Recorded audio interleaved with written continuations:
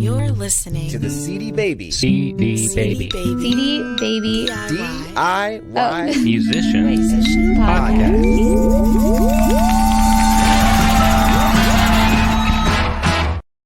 Hi, everyone. It's episode 348 of the DIY Musician Podcast. I'm your host, Cristina, and today we have Rachel from CD Baby with us. Hey, Rach. Hey, how's it going? I have not been called Rach since I middle know. school. I love that. As soon as I said it, I thought that's the third time today that I've referred to you as Rach, and we've never established if that was okay or not. But I would say we know each other well enough now that that's chill. Yeah. it's just weird when you give somebody a nickname, like if you called me Chris or Tina. Well, Tina, a lot of you, yeah, you know what I mean. Yeah, I got you. Well, how are you? I'm good. My house is a little bit of a chaotic mess right now because my husband and I are trying to record an ambient record under our husband and wife duo Volcano Laser Beam right now. So our entire living room is like cables and synthesizer madness. And the whole house just feels like a total chaotic mess. And whenever that happens, I feel like my brain also is a chaotic mess.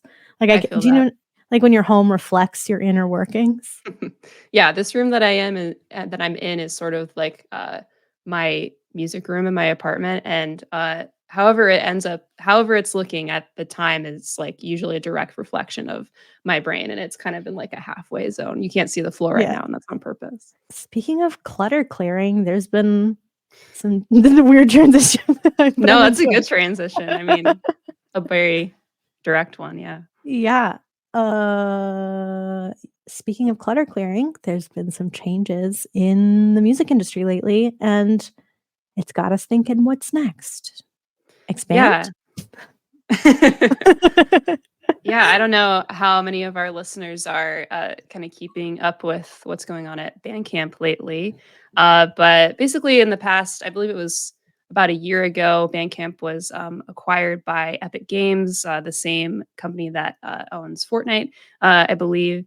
And they recently sold it to a different company called Song Trader, which I believe focuses mostly on music licensing, kind of stuff in that vein. AI, right? And AI, yeah, as well. And it was just announced a couple weeks ago that as part of that kind of shuffling process, 50% of Bandcamp staff was laid off, including half of their editorial team at Bandcamp Daily, which is just like Such a bummer. Yeah, it's a total bummer. And I've said this before on the podcast, and I'll say it again. Just because we work at CD Baby, we are not like exclusive to CD Baby. I use Bandcamp every single day. We run our label through Bandcamp. I sell all my merch through Bandcamp. I think it's honestly, I've been on panels with Bandcamp where I've been like, yo, everyone just go sign up with Bandcamp. It's the best service there is. I love everything about that platform. So it's this like weird bummer sign of the times. Things are changing, and it's not just them, like it's other companies as well that are completely evolving, and that's scary. It is. It's tricky to be an artist and not really know what's coming next. And I think that a lot of the people who are still at Bandcamp don't really know what's coming next either. Totally. And so it's a really interesting kind of place to be in, where certain things are happening that are, like you said, kind of like a sign of the times. Like certain things are changing and evolving, and we're going different directions in other areas of the music industry. And change can be good, but when we have these institutions that we've really relied on, or we've built our entire sort of communities out of, it can be challenging when we're feeling that those are threatened. And so what we wanted to talk about today, or you came up with this idea, and I think this is a great conversation, is how to continue to develop and support your scene on a local level, because that is something that likely won't go away anytime soon. Yeah, I mean, outside of maybe during the pandemic, when it literally yeah, well, did go away. Even with that said, live events went away, but there was still tons of stuff that kind of shifted to online, So I really agree with your point, is that amid all of these changes, change is a constant, change is always going to be happening. But another constant is how we can support one another as DIY musicians in the DIY music scene. Because yeah, fans are a huge part of our listenership, obviously, as artists, and we want to get lots and lots of fans. But really, I so value the support that I get from other DIY musicians because of the fact that those are the folks who are doing the same thing that I'm doing. They get it. They understand Mhm. what it's like to go on stage on a Wednesday night and play for, between 10 to 100 people, whatever, and then Totally. maybe walk away at the end of the night with $35, that kind of Totally. thing. Dude, Um, I got paid less once, and it was like $17, and we thought that oh, we had sold out, it felt like that, like, mhm. the room was 3/4 of the way packed, and we headlined, and we got $17 to split amongst my 5 band members, and Wow. you do it for love, man. You do it for love. Yeah, and other musicians are the only ones who really can truly understand what that's like. And Yeah. so it is so important that we continue to support each other amid everything else that's going Mhm. on, buying merch, etc. I know we're going to talk a lot more about the kind of nitty-gritty of that. But that's just kind of like the overarching statement. We need to support each other as a Yeah. music community. And one last thought on that, you just made a point, which is that other musicians are the ones that understand that. Maybe this is a hot take, but it's really s- it's scary for me when we're getting these acquisitions made by people that likely aren't musicians, owning Mhm. music companies, making massive changes to the infrastructure of music companies, and not having the insight that a artist might have into why this is such an important platform. So yeah, that's just my final thought on the man taking over. Yeah, man, the suits. Suits. The Yeah. suits with their video games. Um, well, one thing that I wanted to say is that since the dawn of time, whether it was 2 drunks with a lute by the river, there's always been a music scene in your local town. There's always somebody, it doesn't matter where you live. And I know I'm gonna get people that are like, "No, I live in the middle of nowhere, and I'm telling you there's no music scene." I guarantee you, even if it's population 60, there's probably one person in your town that plays an instrument, and I guarantee they want a buddy. So that right there is the dawn of a scene. You can build it. If you build it, they will come. That's my Absolutely. first take. I mean, I grew up in a small town in Northeast Iowa, where that person was literally my dad, Oh, playing at, the like 2 or 3 bars and restaurants in like the downtown where I lived, and then, he would go and drive within like a 100-mile radius of that town and go play at different bars all around. And he was and is the dude, and I there are love other that. people. Yeah, and he's gotten some awesome support, and there are now kind of more musicians that have sort of followed in his footsteps as well, and he collaborates and stuff like that. And so, yeah, there are smaller towns than where I grew up. It's, a few thousand people. There are smaller towns than that, but it is a thing and it does happen. And if you really don't think that there is anyone out there, you might just have to look harder, or maybe you have to go Mhm. and start and be that person. Yeah, you can be the first person that puts up the poster in the grocery store. Or Yeah. just, like, make that, remember those, the little like, the tear off posters? Of Just course, be I still like, see those, yeah. "Yeah, hey, I play music. Do you wanna hang?" I don't know. Be my Start friend. there. Yeah, if you truly feel like you don't know one person in your community that even plays an instrument, just start there. I don't know. Brian Eno has a really incredible sort of sentiment about music scenes, and I know that we don't usually do this on the podcast, but you know what? It's podcast 2.0. We do what we want. It's a new And I wanted era. to read this excerpt. It's from a letter that Brian Eno sent to Dave Stewart in. It was published in his diary, A Year with Swollen Appendices, in 1996. And he coined this term called Scenius, which is sort of the theme of our conversation today. And I'm just going to quickly read it. A few years ago, I came up with a new word. I was fed up with the old art history idea of genius, the notion that gifted individuals turn up out of nowhere and light the way for all the rest of us dummies to follow. I became and still am more and more convinced that the important changes in cultural history were actually the product of very large numbers of people and circumstances conspiring to make something new. I call this Scenius. It means the intelligence and intuition of a whole cultural scene. It is the communal form of the concept of genius. And he later goes on to talk about it, saying there are very fertile scenes involving lots and lots of people. Some of them artists, some of them collectors, some of them curators, thinkers, theorists, people who were fashionable and knew what the hip things were, all sorts of people who created a kind of ecology of talent. And out of that ecology arose some wonderful work. So cool, so beautiful, and like really well put. I know we're both Eno fans anyway, so Yeah. And yeah, like that concept has stuck with me since I first heard it years ago. And I think about it every single time when I hear just the word music scene. That's where the cool shit lives. It doesn't mean, even though he used the word hip, it doesn't mean a scene of hipsters that are all young people smoking cigarettes in the alley. Do kids smoke cigarettes now? Yeah, I think it's cool again. I don't. But yes, I've seen it happen. I've heard that that's back.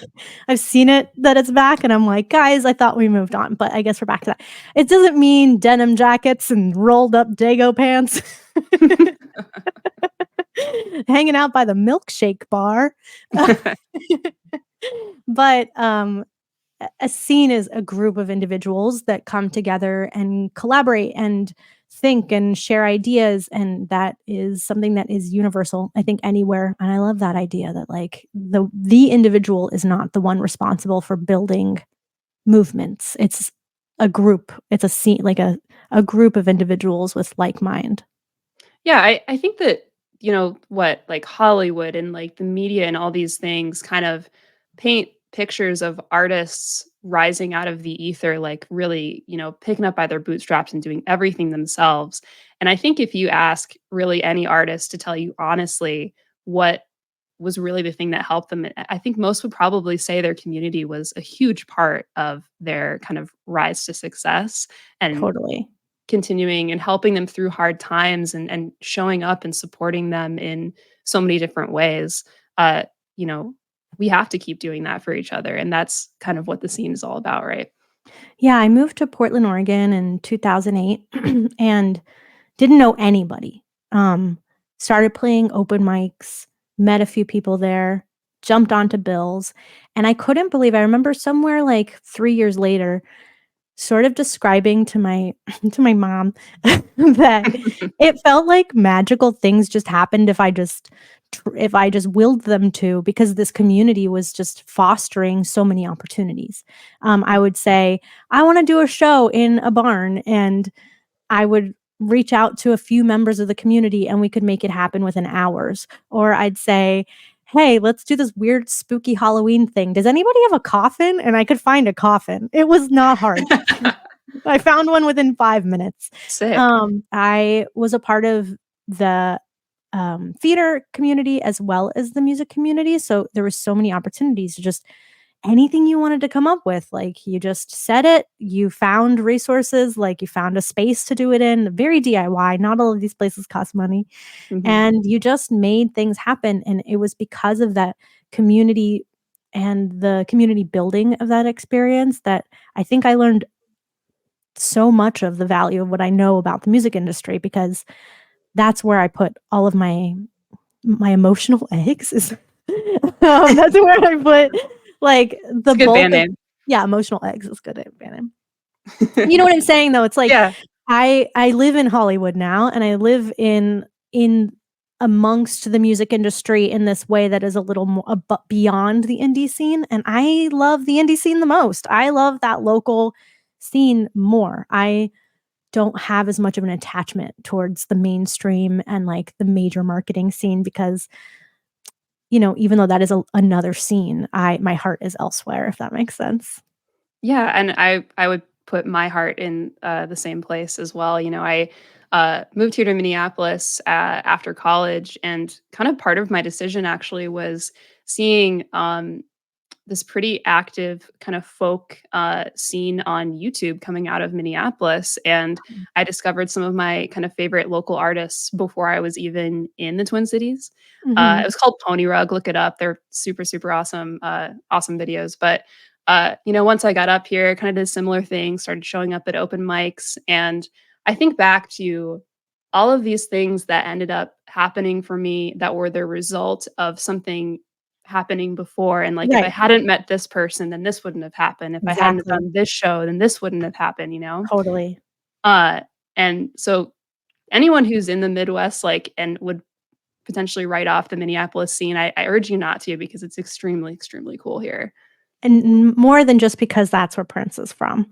It's an incredible It is a big part of it, but way more than that. Yes. Yeah, absolutely. To that point of that, one of the amazing things about community and starting in a local community is watching sort of this avalanche happen. And that's what I mean by a few years in after moving to Portland, I felt that. I felt the sort of experience of, well, this thing is just leading to this thing. And now I met the lead singer of this band and he wants me to go on tour with him. And now I'm in this band and I'm touring the world. Like, it was this experience. And I look back even to those moments where maybe that introduction was met and the excitement of like, wow, I can't believe I just met this person. And now they're like one of my best friends. You know what I mean? Like, it's, you're at a show, you meet someone, you think this is just another person I'm meeting. And then the next thing you know, they're producing your next record and that's leading to this other opportunity. And I just find that magic, it's sometimes really hard to replicate online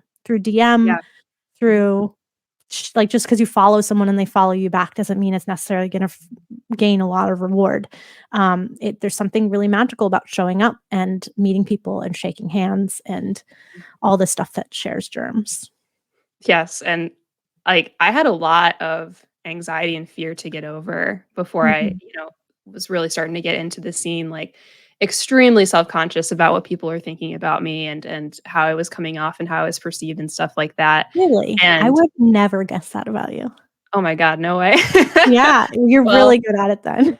I think I've grown a lot then, if that's the case. But yeah, like those big opportunities again didn't start to happen for me until I started to walk up and introduce myself to people and compliment people directly and not just be standing in the corner and be like, oh my God, they're so good. Why aren't I as good as them? That kind of thing. I mean, that comes too. Too.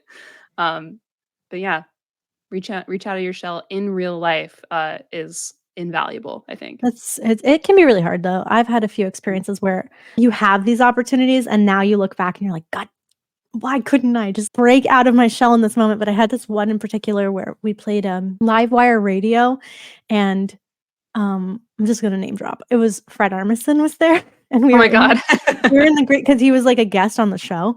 Cool. And we were in the green room and my whole band introduced themselves to him.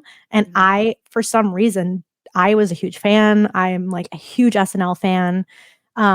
I had been following him like post SNL, was really excited about it.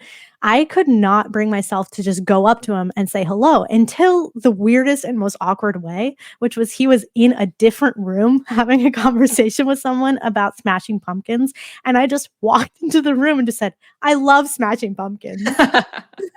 Smashing Pumpkins, bringing people together. He looked at me like, okay. And then I just walked out. And that was, to this day, I'm like, that could have been a cool connection had I just been a normal freaking person and just introduced myself and shook hands. So yeah, sometimes don't worry about who they are. Just say hi like a normal person. You could write a song about that experience. You can, yes. Be funny. Speaking of talking to anybody, okay, so we've talked about sort of scenes exist everywhere. Just talk to people. One of the things I think is important is to talk to people that have been a part of your local community or a part of the music scene for a while, because I know that we're always talking about moving forward and not looking too far back, but we can learn a lot from our musical, I'm going to use this word and some people are going to be so upset I used it, elders.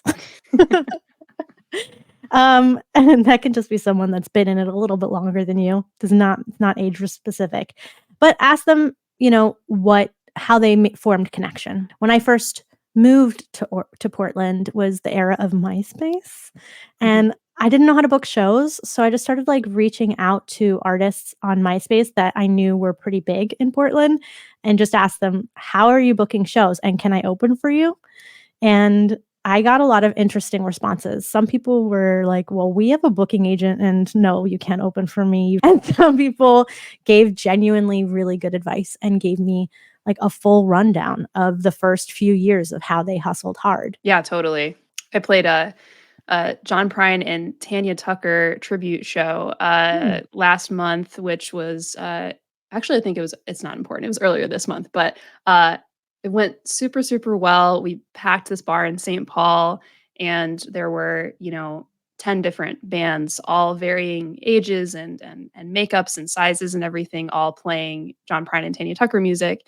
And I got to talk to some really cool people in the scene who were, elders, as we say, but also had, Let's say, what's a better term for that? musical, not Seasoned. seniors. Yeah. Seasoned musician. Seasoned. Yes. Yes. Experienced. And, folks that aren't usually at the shows that I play with my bands that I play in. Mhm. And so it was really cool and insightful to get to chat with some of those folks and get kind of the inside scoop from their perspective on the Twin Cities scene. Asking, I mean, anytime you want to ask for advice or ask for help, and I've said this before too, is that I don't think anybody is out of reach. So even if it's reaching out to somebody who you're like, there's no way they'll get back to me. There's always a way to get a hold of somebody. I don't mean completely stalk them and show up at their house and demand responses. And if you reach out to someone and they don't get back, don't send them a million follow-up emails, please. But if there's somebody that you're like, I love their career and I would love to know how they did it, step one, see if they've ever done an interview ever and read it. And step two, try to reach out to them. Yeah. And then, when you are a seasoned musician yourself, Mhm. then you can pay that forward and help out, some of the younger folks in your scene too. Am I seasoned yet? I don't think, I think you have a little bit of like smoked paprika going on, Ooh, which okay. is like my favorite seasoning on anything, to be Ooh, honest. thank you. But I wouldn't call you like, fully seasoned Mm. chicken yet. I need to earn my seasoned stripes. Your stripes. Oh my gosh. Um, so I think, there are action items here that we have on our list, but really, number one way to build community is to show up. Like, Yeah. show up for your community, show up to shows. That builds the community, and then the hope is that it all pays it forward for you, right? So if you go to shows, you help promote them, you're in with that audience. Hopefully you meet people there, they start coming to your shows, or the band is just grateful that you're there and they know, hey, you're Rachel, you're in that band. How nice of you to come to my show. Well, I'll come to your show and maybe I'll share it online, or maybe we'll do a show together. So building community just from showing up is, I think, the easiest way. Sorry, I've been talking all day, so my voice is a little hoarse. We've both had a lot of meetings today. A lot of Mhm. meetings where we have to talk. Yeah. This is my Um, favorite one, though. yeah. Oh my gosh. And it's, in a lot of cases, this is a free thing that you can go and do. Of course, Totally. in some cases, there's like a cover to pay, but a lot of cases, there's just free music for you to go and see and discover somebody new. And I can't tell you how, like, affirming and helpful it is to be playing a show and look out and see like a smiling face or someone who's like nodding their head, clearly very engaged, like going and being that person and then going and following up at the merch table after the Mhm. show is almost always super memorable, and just like a positive experience all around, spread the love. Yeah, I've had some friends that would show up to every show, and they would come to the front row and they would start singing along and dancing to my songs, and I felt that support just from those friends, and some of which where I was like, "You are so sweet because I think you're way better than me, and you're at my show." It made me feel so supported. It made me feel like to keep going, those moments that I'm having where I'm thinking I suck and this is just a waste of my years. When somebody puts that sort of energy forward to support you, I feel so inspired just to keep going and to do that for somebody else. Pay it forward. 100%. Buying merch. That's a big deal. Buy merch. It's a $10 poster. That $10, first of all, is less than the cost of the average sandwich, which is how I measure all payments. So, and whenever somebody's like, it's $8, I'm like, well, that's half a sandwich. So I can't. There you go. Is it worth it? I don't know. But a $10 poster or whatever, the sandwich cost of a piece of merch could either be something that you eat like a sandwich, or it's something that you're using to support an artist, and it could take them thousands of streams to ever make that money. I mean, should I be saying that as a CD Baby promoter? No, I mean, it's just the truth. Absolutely. Yeah. And yeah, it's something like 100,000 streams gets you like $20, you know, something like that. So yeah, buying someone's poster, buying someone's shirt, buying whatever CD, cool, tape, creative. whatever. Yeah, I mean, I went to a show where another band we played with had skateboard decks with their logo on the bottom. It was the sickest merch I've ever seen. That is so cool. Yeah, extremely cool. I saw underwear once. That was cool. And I wanted to do that so bad. It's not too late. But then, you have to think about sizes. That's the thing about shirts. Someone's like, oh, you have to get so many different variety of sizes. Anyway, all that to say, buy merch. It's the easiest way. And you don't even have to show up to a show to do it. You can find their Bandcamp. You can find their website, wherever it is that they're selling, their Shopify, et cetera, support the artist. You can go ahead and support the artist sometimes more than what they're asking for. So if they're asking for $10 for a CD, go ahead and donate an extra $3 in there if you're using Bandcamp, like a platform like that allows you to. Or if you're at the merch table, go ahead and give them a few more bucks, because again, it could take them thousands and thousands of streams to get there. And even though we're all likely just to go listen to the music on Spotify eventually, go ahead and support them. Not only that, but like speaking from experience, a lot of artists don't always account fully for like shipping costs when they're setting their prices for merch and stuff like that. So those extra few bucks really do help quite a bit, just on like the financial side of things. We have a rule in our house that if you've listened to an album more than like 5 times on streaming, you have to buy it. Oh, I love that. That's very good. It's a good rule that I need to. There's a lot of records now I have to buy. And I haven't listened to them because of the rule. Okay, this one's my favorite point, which is collaboration. Mm-hmm. Collaboration is, I think, key when it comes to building community. There's so many ways to collaborate. It doesn't just mean to start a band and collaborate with other artists like that. It could mean maybe doing like hybrid bands or local super groups. Like if I started a band and Rachel started a band, everybody would call it a super group, obviously. One thing I've seen done locally that I think is very cool are like Halloween cover bands. So a band will say, we're going to do like a total album cover, front to back of Rumors, and we're all going to dress up like Fleetwood Mac. Yeah, double releases. That's an interesting concept. I haven't seen that done in the digital sphere because I think it's really challenging to do that digitally. It is. But in the physical sphere, so I've seen it done on CD and tapes where side A is Rachel's band and side B is my band, that sort of thing. Variety shows. You mentioned birthday shows. Love that. Yeah. Yeah, and those Halloween shows, just to kind of go back to that, like those are some of the most fun shows I have ever been a part of and been to as an audience member. Like, because the pressure is like somewhat low on the band to sound like, exactly like I went to one where everyone was Devo and then everyone was the Cars, and they did like an amazing job. But, like they played Whip It at the beginning and the end just because it was such a banger, Have you ever done it? Are so fun. No, I have not yet. I want to. I did the weirdest thing. It was for the Goonies 30th anniversary, something like that. And it was in Astoria, Oregon. And they paid myself and my friend Walker to do a bunch of songs from the movie, but they're all Cyndi Lauper. Yeah. They told us that we just needed to do 3 songs. So we picked 3 Cyndi Lauper songs, and Walker and I are not, choreographed singing type people, but we thought it would be funny to come up with dance moves. I've never sang to a backing track in my life, but we used backing tracks.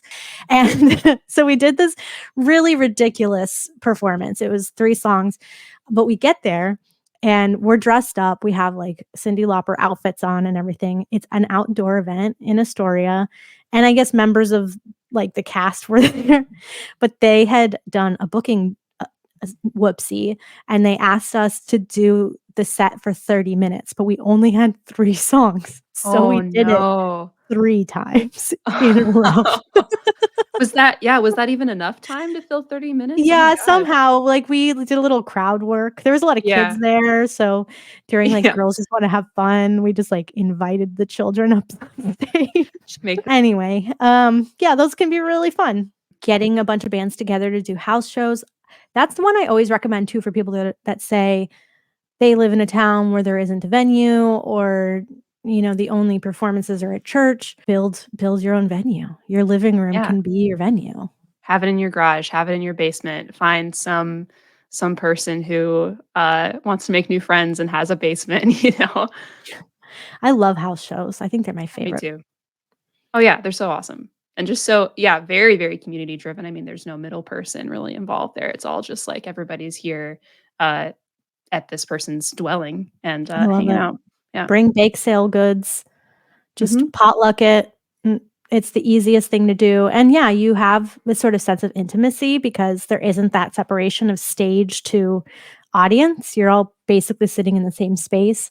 I love that. It feels very communal. And oftentimes, if it's the right setting, it can be the sort of thing where it ends up opening itself up to other people that maybe weren't asked to play originally, that might do like an open mic situation. Yeah, I love a house show. And then DIY festivals, love those. Mm-hmm. Those are basically house shows on steroids. Yeah, just like an all day kind of thing. 20 like bands. Yeah. Yeah. I always wanted to do one on a boat. Oh yeah, that'd be super fun. There's one a series here in the Twin Cities. It's called Porch Fest. And it happens in the summer, and people just all open up their porches on like this stretch, and you can walk around and go see a bunch of different bands playing on porches in front of houses. I had heard about that years ago. Yeah. And I ended up doing a series of porch shows because of it, because I'd heard lore of Porch Fest, and I had the perfect porch for it because we had that kind of porch that looks like a stage if your front yard was the audience. The best, and so we would do we called them porch shows and invited bands to play, and we would have a keg and we would have a donation bin, and it was free for the neighborhood. We would let our neighbors know in advance so that we weren't total jerks. Of course, yeah. And invite them. but those were my favorite shows because they were at my house and they were on a fake stage, and you could just have fun. They're outside. Mm-hmm. Yeah, it's good vibes all around. Other types of collaboration I think important to note is sort of like what Brian Eno was saying. Your scene doesn't just have to be musicians. There you have within your scene dancers, visual artists, comedians, videographers, photographers, actors, puppeteers. Mm-hmm. I've done cool shows with puppets. I love puppets. Hiring dancers. I really love a show where there's sort of like a multimedia aspect. So maybe you set up a bill, but you hire a dancer to do like a 5-minute dance in between each band or something like that. Yeah, what's it called when it's like live and it's on like a screen in the background? It's like live, like liquid mixing or something. I love that. I don't know. Yeah, I forget what that's called. Somebody send us what that is. Like if you do it, then get in touch, because I've always wanted to play a show with that going on. It's super cool. Totally. There was a guy that would come to all the Portland shows, and he was called the Slow Paparazzi, and he would bring an easel and his oil paints and CD covers, like plastic CD covers. Mm-hmm. And sometimes if he really liked you, he'd bring like a record, a vinyl cover. And I have one somewhere in here, and he would live paint the band as they were performing. And by the end, and he would just give it to you afterwards, but he would like be painting the band live, and you would have this incredible abstract painting that really captured the essence of your band. You don't know how, there's no faces. It's just sort of like colors and shapes, but you know that that's your body and that that's your keyboard and that's your bandmates. Like, it was so beautiful. I love that. And he built a reputation, and then people wanted him at their shows and they started inviting him. And that's the power of community. Yeah, that is so cool. It reminds me of there's this guy. I actually have not met him in person yet because he's sort of an online ethos in a way. But I've been like watching out for him at shows because I know what he looks like. I know what his profile picture looks like, but I've like never seen him. So he's sort of like a little bit sneaky in a way. But like he goes to tons of DIY shows, and he has like these stock illustrated characters that he makes. Like one is like a cat. There's another one that's like I think a sheep or something like that. And he'll draw those characters as you, the musician. So like I'm a guitarist and a trumpet player. And so he made one recently where my, guitar was slung around my body and I was playing trumpet, like what I was doing at a show. And so that cat figure drawing is me. And he just like shows his support that way and like tags the band on Instagram. And I was like, this is so freaking cool. My friend made a sticker out of it for me for my guitar case. That's awesome. Yeah. Be that person. If you're not a musician and you want to be a part of your scene and you have any other skill to bring to the table, bring it. Maybe you're a carpenter and you're thinking, how does that fit in? I don't know. Figure it out. You're smart. You're a carpenter. You're a carpenter. You're creative. Figure it out. I don't know.